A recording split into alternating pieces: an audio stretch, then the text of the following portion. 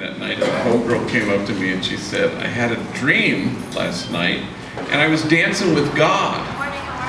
And all these people kept trying to cut in. And she looks at me and she said, and God wouldn't let them. And her surprise was not so much at the fact that she was dancing with God, but that somehow God wouldn't let other people cut in. More worthy people, more valuable people, people who were more perfect, better people, important people. That's where she was kind of focused on, her surprise. And he wouldn't let them. And that kind of moved her. You know, a lot of us kind of get crippled and saddled with our mistakes that we make, and then we internalize them. And the truth is, you know, we all make mistakes. We make like 93 mistakes a day. I counted once. And so, but we make mistakes, but not a person in this room is a mistake. But especially in the times in which we live, there's so much cultural disparagement. You know, where the word despise means to look down upon. And so people are, felons, gang members, undocumented women, people of color, poor. There's the cultural disparagement that's out there. And sometimes we internalize it. We kind of take it in.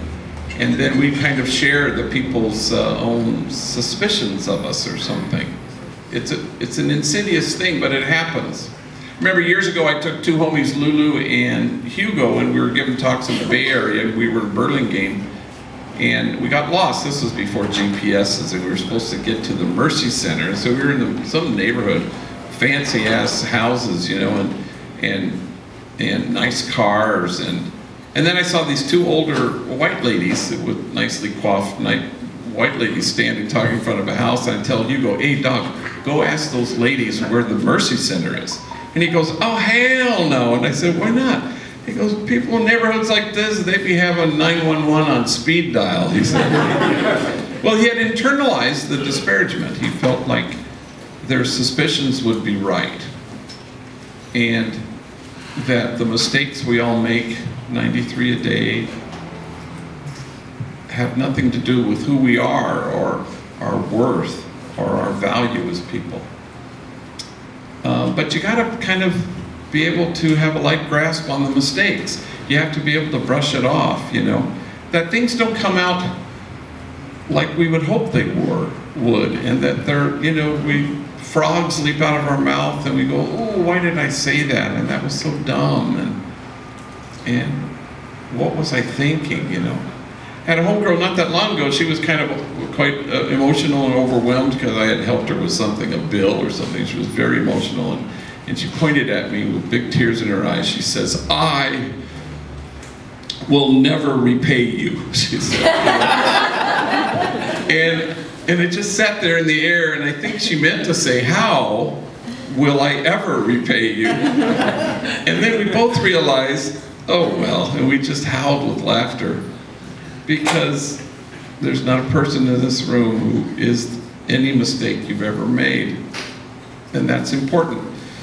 So a homegirl I knew who wrote me from prison, who was a juvenile tried as an adult and given life without the possibility of parole. And she stood in front of the judge on her last day and she expressed her sorrow. But then she said with great clarity, I did what you say I did, but I am not who you say I am. So here's the thing today. You're dancing with God. And believe that as people are trying to cut in, God's not going to let them. Because who you are is extraordinary. And who you are is a person with an open, tender heart with unshakable goodness. Don't be surprised that God will keep dancing with